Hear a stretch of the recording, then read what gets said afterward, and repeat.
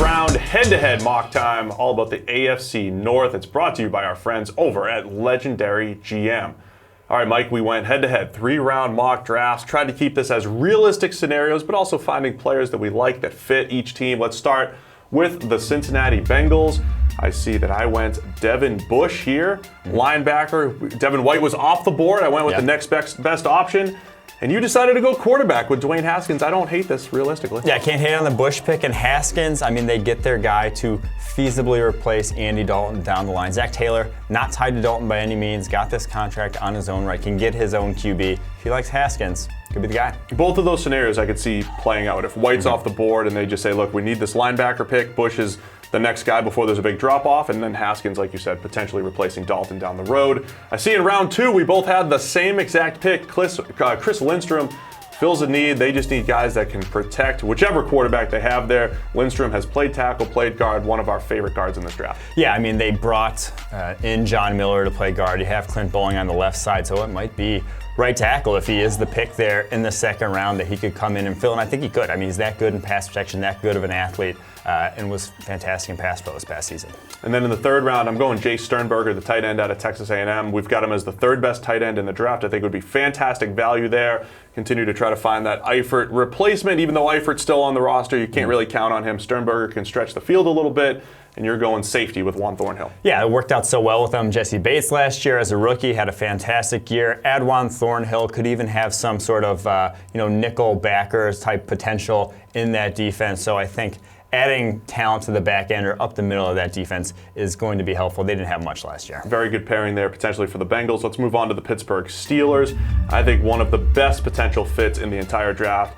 If my board falls the way this did, Byron Murphy, the cornerback, best zone corner in the draft, going to a zone-heavy team like Pittsburgh. I think this is one of those dream scenarios for Pittsburgh in their draft. Well, I think both of these are very good fits, and I lean towards mine because, I mean, obviously I picked it, but also because positional scarcity is a real thing. You can't just go best player available in the draft. You have to recognize when one position is not going to have talent for you later on, and the other might. Devin Bush, there's not a comparable linebacker that you're going to find in the second round.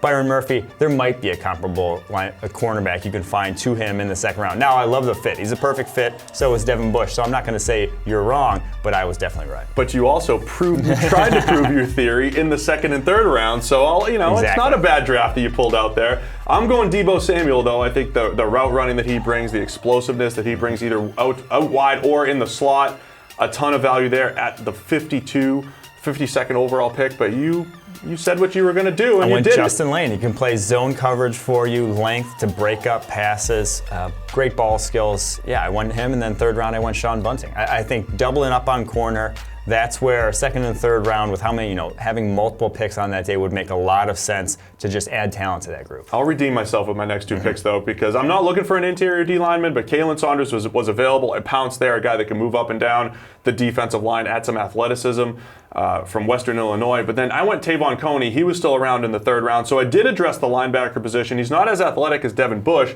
but I think he could be just as productive and a potential steal in round three for the Steelers. He's a very good zone linebacker. He has very good zone instincts. So from that perspective, he could step in and be an upgrade for them right away. I went J.J. Arcega-Whiteside. I mean, if he's on the board there for them in the third, I think he's a better version of James Washington that they drafted in the second round last year. All I know is we did a good job fitting scheme to player here with our Pittsburgh draft. Crushed it. Nice job, Steelers. Quick break to tell you about our friends over at Legendary GM. The Pro Football Draft is coming up on April 25th, a special time for fans and a frustrating time for many hardcore fans who know the draft could have gone better for their team. Did you ever question your general manager's draft selections? Have you ever said, I could have drafted better than this? Introducing Legendary GM, the first ever platform that allows you to draft for any pro football team. Draft against your GM and draft against your friends to see who knows best. Legendary GM is simple, fun, and will give you bragging rights for years to come. Unlike traditional fantasy football, Legendary GM is easy to set up and manage. Draft players your team really needs and get rewarded when your players perform during the season. Finally, there's an alternative to traditional fantasy football. So what are you waiting for? Prove you know better than the pros, the experts, and your friends. Go to legendarygm.com now to sign up, and if you use the promo code PFF, you can invite up to 9 additional friends to play for free until the start of the regular season of the NFL. That's legendarygm.com. Let's move on to the Baltimore Ravens. I think they're one of the tougher teams to draft for in round one. I went crazy. I went Hakeem Butler. I'm adding a big wide receiver for Lamar Jackson. I know you're all about building the running game there in Baltimore, but you still need people that can catch the ball. And I think Butler adds a nice little catch radius for the inaccurate Lamar Jackson. I can't hate that if you're going to draft wide receiver, get catch radius guys, get someone who has that ability, because Lamar Jackson's accuracy was a serious issue. The worst ball placement we tracked of all the quarterbacks a season ago. But offensive line, Jonah Williams on the board, I couldn't pass that up. Solidifying that, making that a dominant unit makes you one of the best offenses in the NFL with Lamar Jackson behind center. That's how much that rushing game can be special there with him. So Jonah playing guard for you in Baltimore in that system? Yeah, Jonah's going to play guard for me. I think solidifying the offensive line is going to give you more value than any wide receiver could, because if you have this dominant unit that's going to get you 5 yards a pop behind, in front of Lamar Jackson with an option-heavy attack, you have, 2012 49ers type of potential there with how dominant they were in run blocking, and then you just get so much more favorable looks for your quarterback. Invest heavy in that O-line. Go all in that regard. All right, so no second-round pick for the Baltimore Ravens.